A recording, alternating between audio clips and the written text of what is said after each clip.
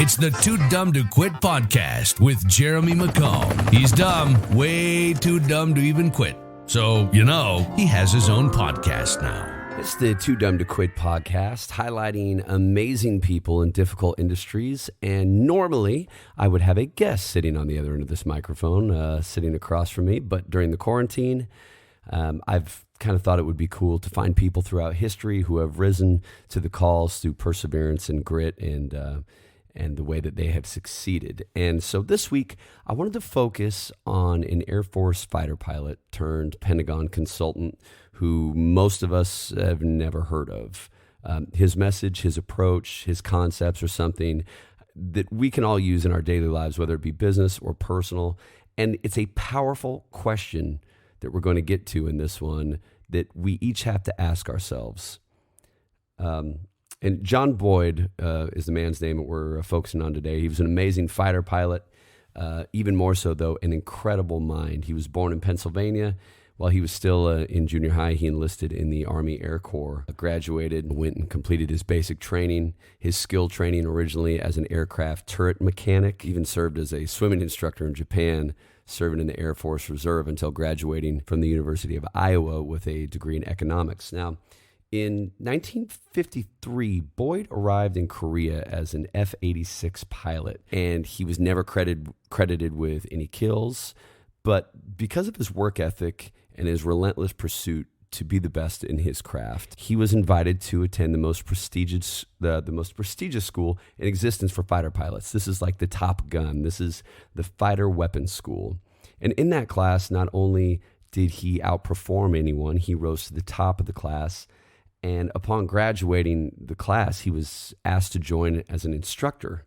And this was the most prized possession any fighter pilot could have. This was the top for a fighter pilot. And throughout his career, the thing that's interesting about Mr. Boyd is that he never published any books. There are very few videos of him and was very rarely quoted in the media. And throughout 30 years of service, remarkably, with impeccable service, he was never promoted above the rank of colonel. And that's going to be very important as we go a little deeper into the story. On the other hand, even though he didn't receive those promotions, although he wasn't the media darling and he wasn't being attributed as his great military mind, he was. His theories transformed aircraft warfare. He reinvented the modern military with the F-15 and the F-16s being his little pet projects.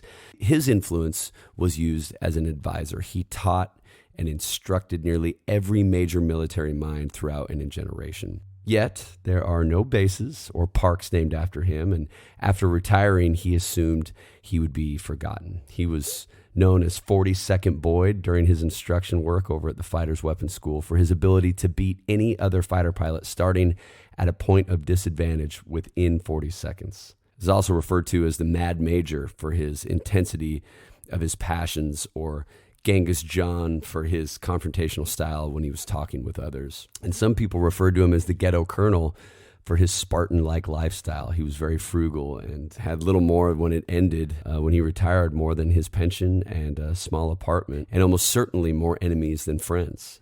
But to Boyd, he was simply living the exact lessons that he was trying to teach each young, promising mind and soldier who came under his wing, that he sensed had potential to be something better, to be different. And I go back to this a lot, but in the book, Ego is the Enemy, written by Ryan Holliday, he shares a story about a speech that Boyd gave to a young officer that he saw potential in. The first time I read this book, I could have soaked through 500 pages with the highlighter, how much I was just going over it. He saw a lot of potential in this young officer. He sensed that he was impressionable, that he was insecure, like Ryan Holliday said, like a leaf blowing in the wind into any direction. So Boyd pulled him into his office. And Boyd began speaking. He said, "One day you will come to a fork in the road, and you're going to have to make a decision about which direction you want to go." And using his hands to illustrate two distinct directions, Boyd continued, "If you go this way, you can be somebody. You'll have to make compromises. You'll have to turn your back on friends, but you'll be a member of the club. You'll get the promotions. You'll get those good assignments. You'll be the favorite of your superiors." Then, with a pause to make the other direction clear, he said, "Or you can go that way and do something. You may not get promoted, you may not get the good assignments, and you certainly will not be the favorite of your superiors, but you won't have to compromise yourself. You'll be able to be true to your friends and to yourself, and your work might make a difference. To be somebody or to do something. Now, in life, there's a roll call, and that's when you have to make the decision. And Boyd finished those words with a few lasting thoughts that would guide many minds for the rest of their lives and careers that served under John Boyd. The last thing that he would end this with was, to be or to do, which way do you go? And you start to ask yourself, what is our purpose? In our lives, in our business, in our daily activities, the things that we're looking at, what is our focus? What are we here to do? And that's what Boyd really put in front of all of us with this challenge, to be or to do. In the same way, Ryan Holliday just had on the Daily Stoic, I talk about him a lot, but they just had a live time or dead time. During this quarantine, how are you spending it? A live time? Are you learning? Are you reading? Are you finding something that's making you better? Are you giving yourself an advantage? Or is it dead time? Is it Netflix and chill? I think there's time for both of those through these, but focusing on the alive time. And that's what Boyd did with this, was focusing on to be or to do. What matters to you? Is it your reputation that matters the most to you? Whatever it takes to get the promotion, chasing the likes, the gratification, the shares, the salary, the title, the social media fame. That road is full of compromises to yourself and those around you. It's egocentric and driven on really only one focus, which is me and self-interest. And then there's the other direction Boyd talked about. If your purpose is larger than yourself, to accomplish something, really accomplish something, to understand you are going to be passed up in the promotions. People are going to blaze past you that are ass kissers and yes men. It happens. But something else happens. Your choices begin to get much easier because those things that are unimportant to you, the things that don't matter, the compromises you're not willing to make, they now aren't choices at all. They're distractions, and they begin to fall away because when you know where you're headed and you know where your focus lies, you know exactly what you stand for and what you don't. And those other distractions now begin to come off. They begin to fall off, and you realize it's about the doing. John Boyd, as we said at the very beginning of this, was known by many names, 42nd Boyd, for his ability to take out another pilot from a disadvantaged starting point in under 40 seconds.